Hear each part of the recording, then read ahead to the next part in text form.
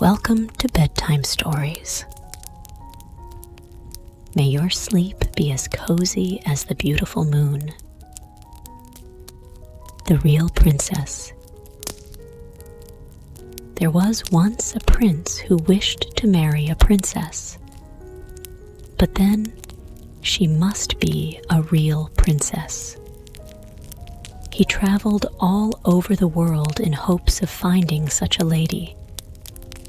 But there was always something wrong. Princesses he found in plenty, but whether they were real princesses, it was impossible for him to decide. For now one thing, now another, seemed to him not quite right about the ladies. At last he returned to his palace quite cast down, because he wished so much to have a real princess for his wife. One evening a fearful tempest arose. It thundered and lightened, and the rain poured down from the sky in torrents. Besides, it was as dark as pitch. All at once there was heard a violent knocking at the door, and the old king, the prince's father, went out himself to open it. It was a princess who was standing outside the door.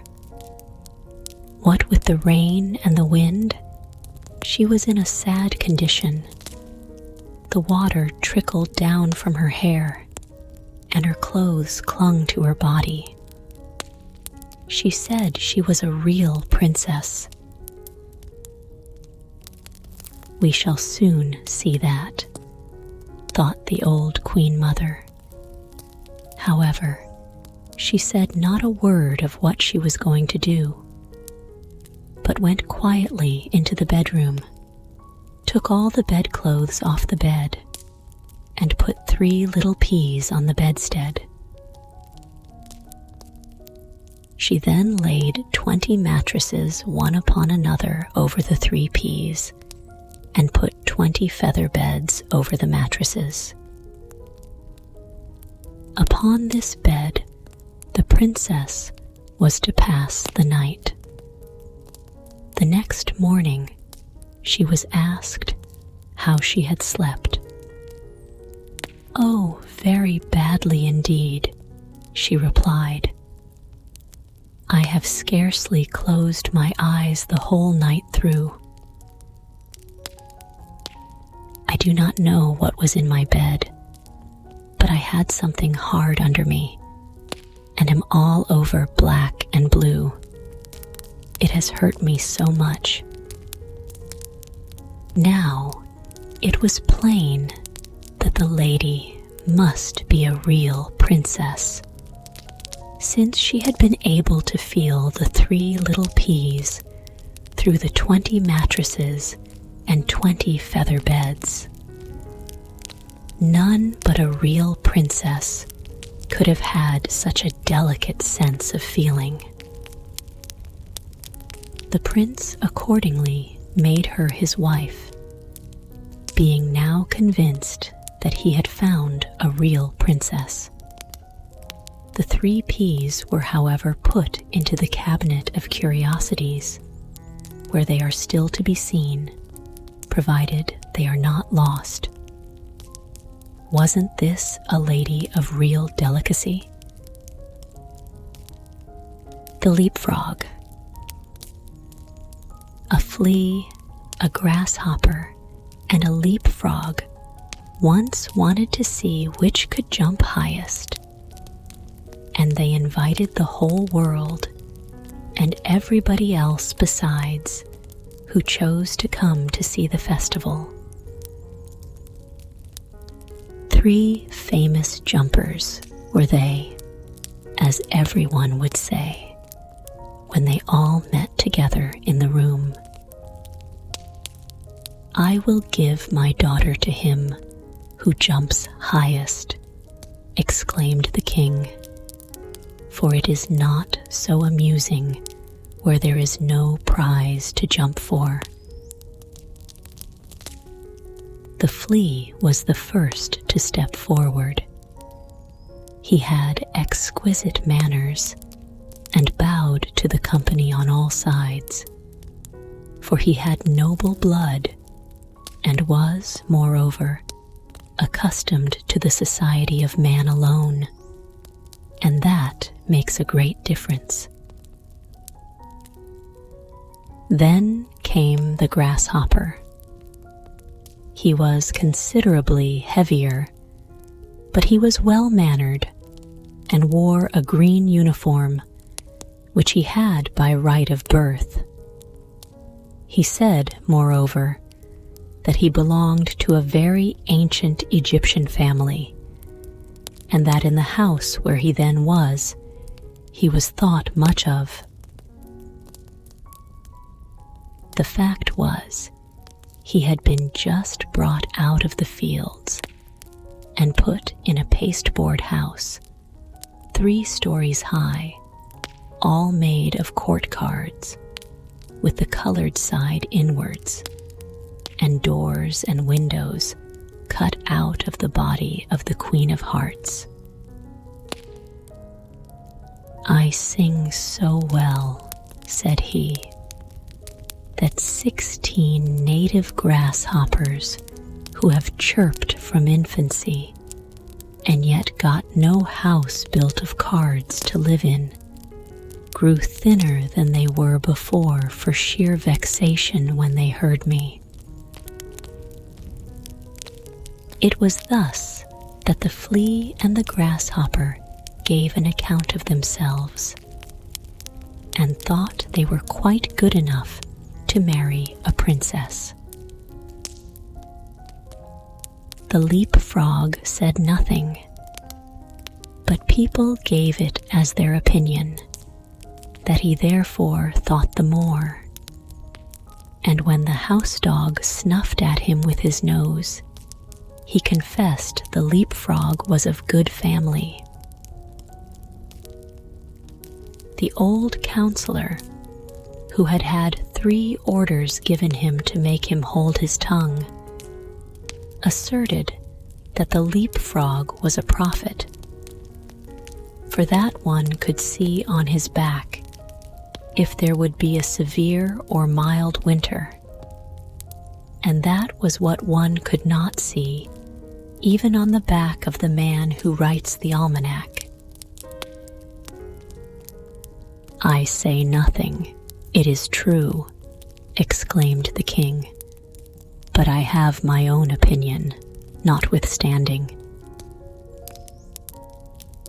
Now the trial was to take place.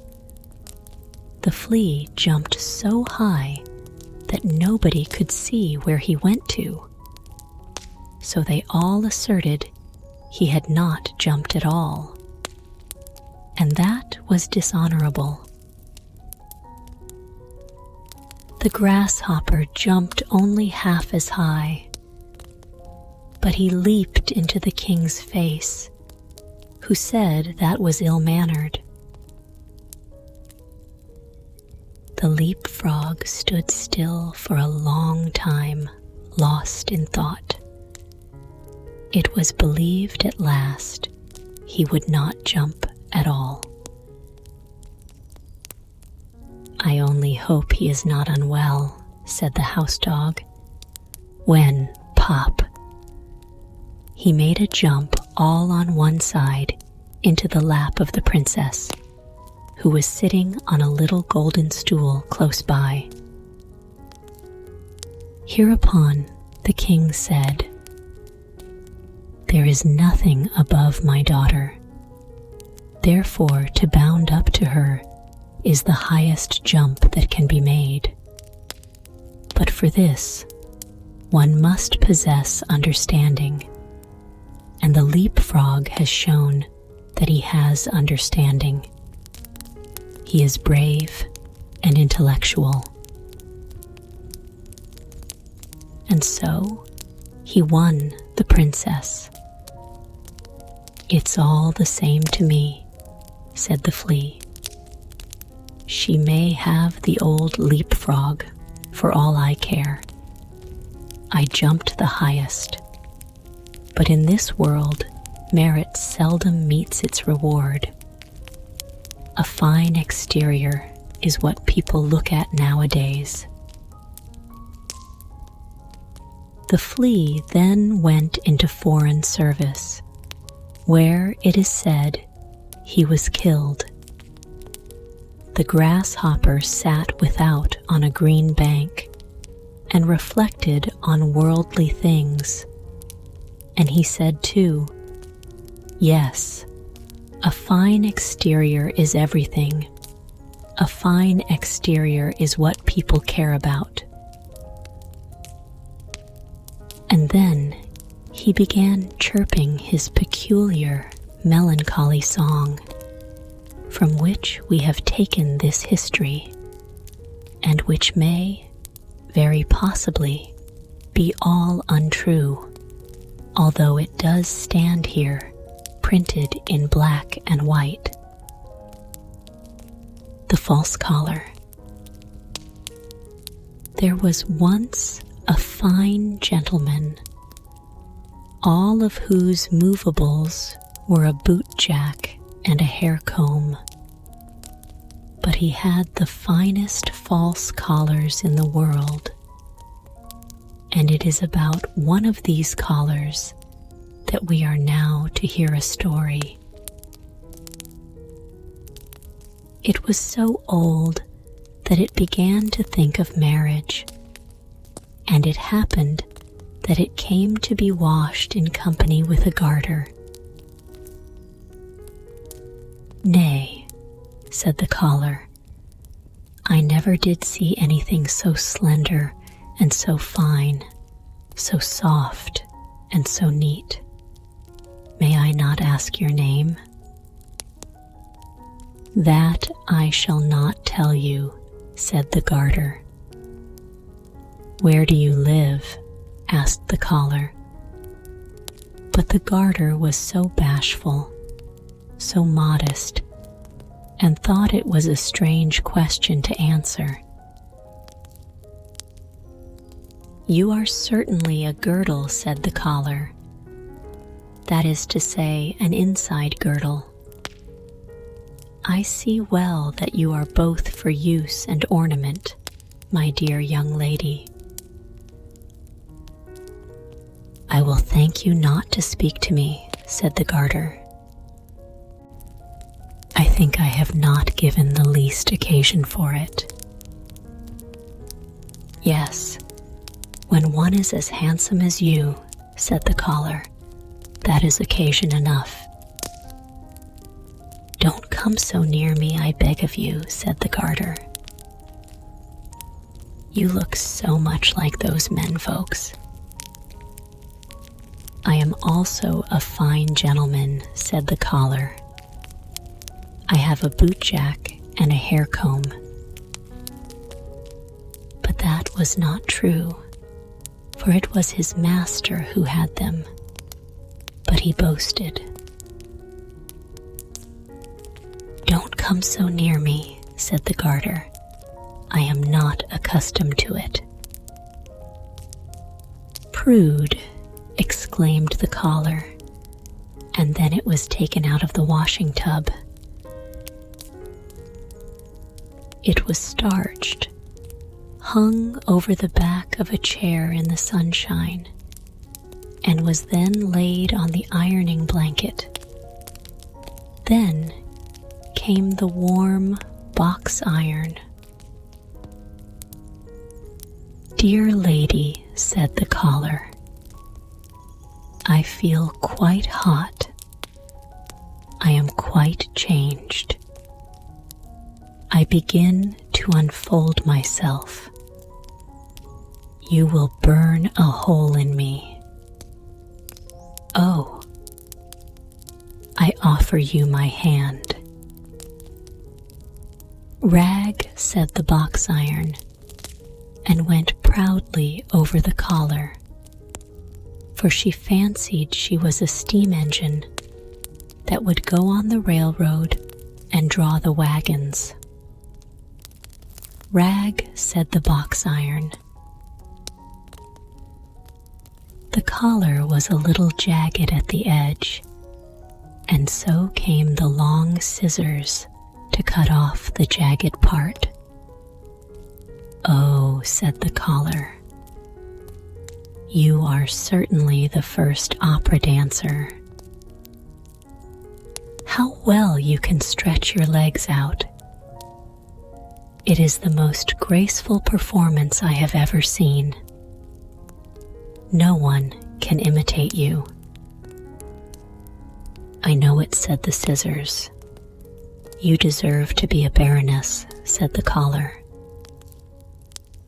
"All that I have is a fine gentleman, a bootjack, and a hair comb. If I only had the barony." "Do you seek my hand?" said the scissors. For she was angry, and without more ado, she cut him, and then he was condemned. "I shall now be obliged to ask the hair comb." "It is surprising how well you preserve your teeth, miss," said the collar. "Have you never thought of being betrothed?" "Yes, of course. You may be sure of that," said the hair comb. "I am betrothed to the bootjack." "Betrothed," exclaimed the collar. Now there was no other to court, and so he despised it. A long time passed away. Then the collar came into the rag chest at the paper mill. There was a large company of rags, the fine by themselves, and the coarse by themselves, just as it should be. They all had much to say, but the collar the most, for he was a real boaster. "I have had such an immense number of sweethearts," said the collar. "I could not be in peace. It is true, I was always a fine, starched-up gentleman. I had both a bootjack and a hair comb, which I never used. You should have seen me then. You should have seen me when I lay down. I shall never forget my first love. She was a girdle, so fine, so soft, and so charming. She threw herself into a tub of water for my sake. There was also a widow who became glowing hot, but I left her standing till she got black again. There was also the first opera dancer. She gave me that cut, which I now go with. She was so ferocious. My own hair comb was in love with me. She lost all her teeth from the heartache. Yes, I have lived to see much of that sort of thing, but I am extremely sorry for the garter. I mean the girdle that went into the water tub. I have much on my conscience. I want to become white paper. And it became so. All the rags were turned into white paper. But the collar came to be just this very piece of white paper we here see, and on which the story is printed. And that was because it boasted so terribly afterwards of what had never happened to it. It would be well for us to beware that we may not act in a similar manner. Rest well, and wake up refreshed for a brand new day. Good night and sweet dreams.